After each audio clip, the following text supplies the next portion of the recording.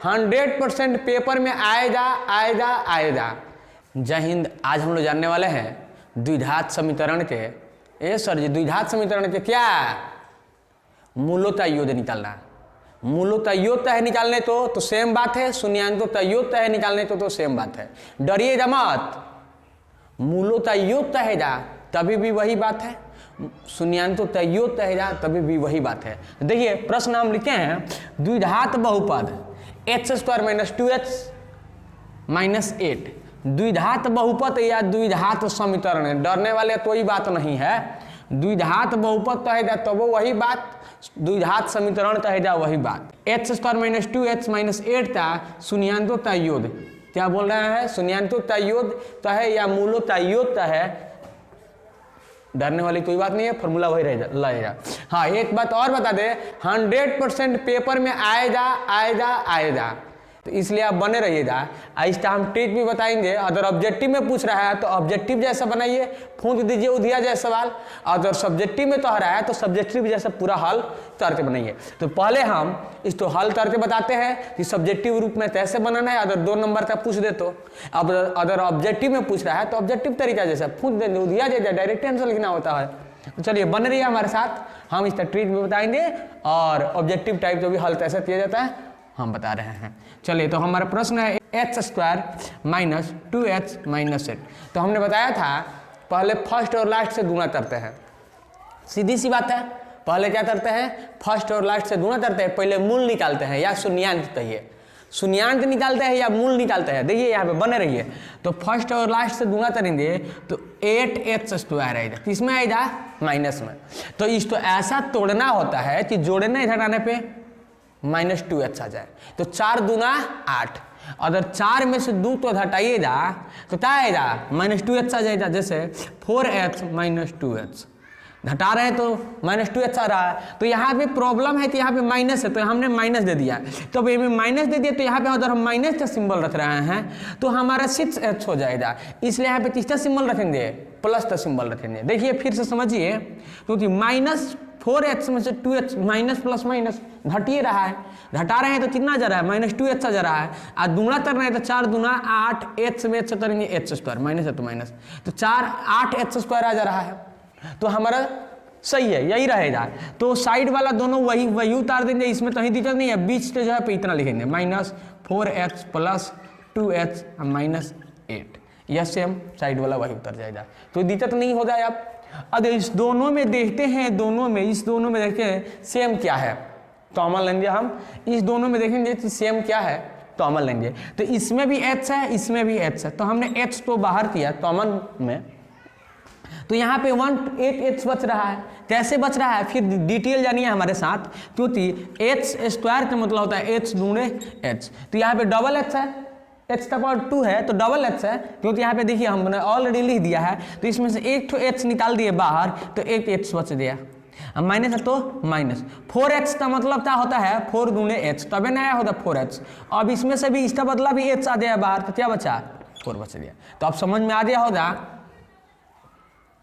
अब देखिए इसको ब्रैकेट बंद कर देते हैं। अब जांच कर लेते हैं कहीं हम मिस्टेक कर दिए हो, गलती हो दिया हो। तो h में h से करेंगे h² माइनस है तो माइनस, और h में 4 से करेंगे तो -4h। h में h करेंगे h² -4 में 4 में h करेंगे तो -4h आ जाएगा। ये दोनों में देखते हैं कि क्या कॉमन चीज़ है। इसमें h है तो इसमें h नहीं है सर, तो नहीं है तो क्या करें, तो देखेंगे कि यहाँ इसमें 2 है तो इसमें 2 है कि नहीं है। तो देखिए 8 का हम पहले फैक्टर निकालते हैं। फैक्टर हम निकाला तो इसमें 2 तो 3 ठो है, 2 3 ठो है, यहाँ पे 2 1 है, 2 1 है, यहाँ पे इसमें 2 क्या है 3 है। तो दोनों में से बदला में एक ही 2 निकलेगा, क्योंकि इसमें से 1 निकालना है तो इसमें से भी 1, बात इतनी है। तो जब 2 तो कॉमन लेंगे तो यहाँ पे क्या बचेगा 1 बचेगा, वह भी कैसे 2 दूने h = 2h। तो इसमें से जब 2 बाहर निकालेंगे तो सिर्फ h न बच रहा है इसके जगह पे, तो हमने h ले दिया, माइनस है तो माइनस। अब जब इसमें से h इसके कॉमन में आ जाएगा तो कितना 2 बचा 2 ठो, तो 2 दूना 4। तो दिक्कत हम जांच भी कर लेते हैं कि सही में हम कॉमन सही लिए हैं कि गलत। 2 में h से करेंगे 2h, माइनस है तो माइनस, 2 में 4 से करेंगे 2 × 4 = 8 आ जाएगा। अब ये दूसरा कंडीशन चेक करने का कि दोनों एक जैसा आना चाहिए, हमारा एक जैसा है, इसका मतलब सही बना है। जब सही बना है तो आगे की प्रक्रिया हम जारी रखेंगे। x आई बाहर है तो इससे देखिए यहाँ पे प्लस है तो इस +2 आई दोनों में जो एक जैसा है किसी एक को हम बाहर ले लेते हैं, सॉरी किसी एक को ले लेते हैं। अब देखिए x + 2 = 0 तो क्या होगा, x = प्लस में तो बराबर के इधर आएगा तो माइनस में आ जाएगा, x - 4 = 0 तो क्या होगा, x = माइनस में तो प्लस में हो जाएगा। अब हमारा शून्यांक निकल गया -2 और 4। इस तो शून्यांक कहिए या मूल्यांक करने को कहिए, तो शून्यांक निकालने का यह तरीका होता है, क्योंकि हम शून्यांक निकालने का 3 ठो विधि बता दिए हैं ऑलरेडी। आप नहीं देखे होंगे तो आप डिस्क्रिप्शन बॉक्स में जाइएगा और आपको लिंक मिल जाएगा, वहाँ से देख लीजिएगा। तो चलिए शून्यान्कों का योग हमने, अब हमें क्या निकालना है, सॉरी शून्यान्कों का योग ज्ञात करना है, तो हम शून्यांक तो निकालना सीख जाए। अब योग कह रहा है जो जब हमें दो तो शून्यांक मालूम हो गया, इसको कहते हैं अल्फा, इसको कहते हैं बीटा। इसको क्या कहते हैं, अल्फा, इसको कहते हैं बीटा।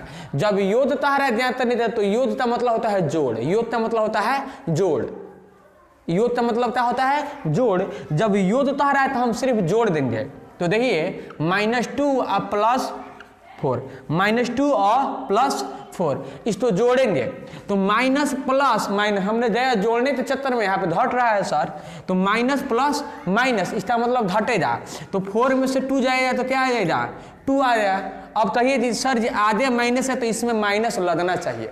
चलिए उस कंडीशन को भी हम बीमारी को दूर कर दें। आधे माइनस है तो उल्टा तो घट रहा है, इधर से घट रहा है तो उसके लिए एक माइनस आएगा, वो माइनस माइनस क्या होगा, कैंसिल हो जाएगा तो प्लस में आ जाएगा। दूसरा तरीका समझने के लिए कि जिसका सिंबल ज़्यादा रहता है, सॉरी जिसका मान ज़्यादा रहता है उसके आगे देखा जाता है कि किसका सिंबल है। तो यह 2 है, इसके आगे क्या है, माइनस का सिंबल है। ये 4 है, इसके आगे क्या है, प्लस का सिंबल है। तो यह इसका मान तो ज़्यादा है ना, तो इसका सिंबल उतरना चाहिए। तो यहाँ पे प्लस दे सकते हैं या नहीं भी नहीं देखिए दीजिएगा तो क्या किस में है, प्लस में है ऑलरेडी। तो हमारा शून्यांक कितना निकल गया, शून्यांक कितना निकल, सॉरी शून्यांक तो ही -2 और 4 निकला, शून्यांक का योग कितना निकला, 2 निकला हमारा। तो इस प्रश्न का आंसर क्या होगा, 2 होगा। इस प्रश्न का आंसर क्या होगा, 2, क्योंकि शून्यांक का योग कह रहा था, शून्यांक का योग निकाले, अल्फा प्लस बीटा का मान हमने निकाला तो क्या आएगा, 2 आया। अब इतना निकालने के बजाय अगर ऑब्जेक्टिव में पूछ रहा है तो इतना तो हम काम करेंगे, ज़्यादा समय लगेगा। तो उसके लिए सर जी कोई समाधान नहीं है, तो बने रहिए हमारे साथ। हम तो समस्या का समाधान करने के लिए ना आपके साथ जुड़े हुए हैं।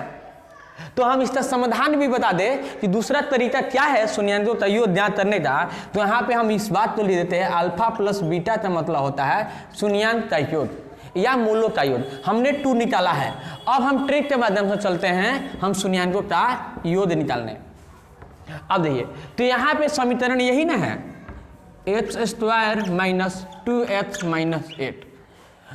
तो देखिए हम इसके बारे में भी बताए थे, सॉरी ax² + bx + c। अब इसको पहले समझिए, यहाँ पे x² जहाँ पे x² है, x जहाँ पे a है, c जहाँ पे क्या है -8 है।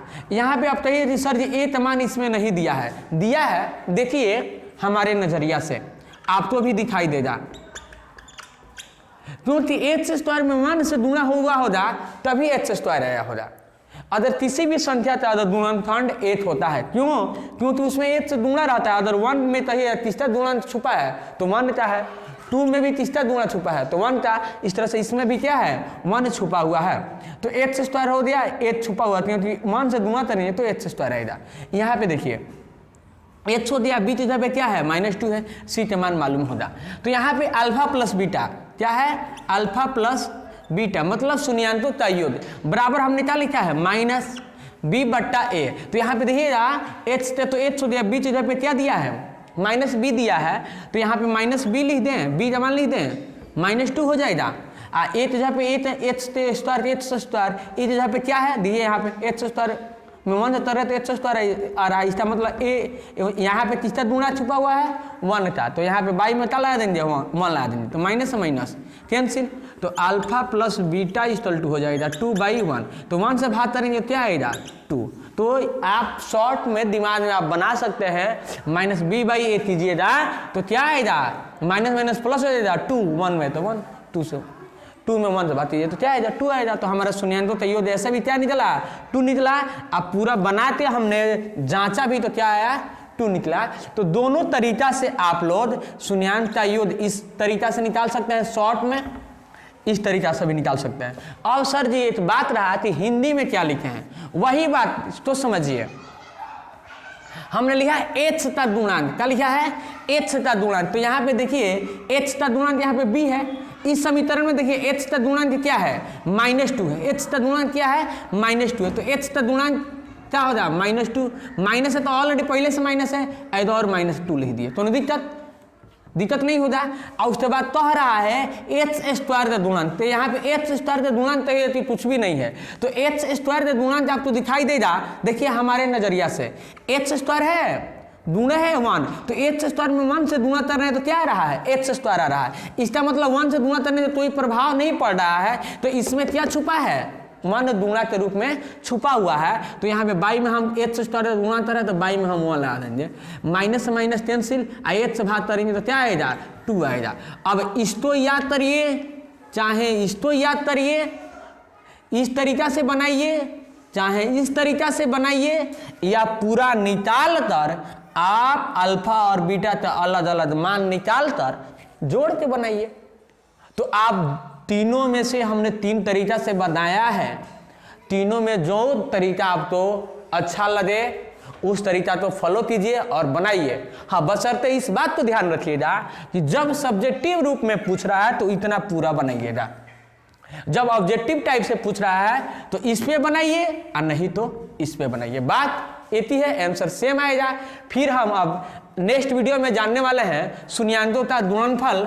अगर आप शून्यांकों का गुणनफल का वीडियो देखना चाहते हैं तो हमारे चैनल पे बने रहने के लिए क्या करना पड़ेगा आपको मालूम होगा, वह काम कर दीजिएगा।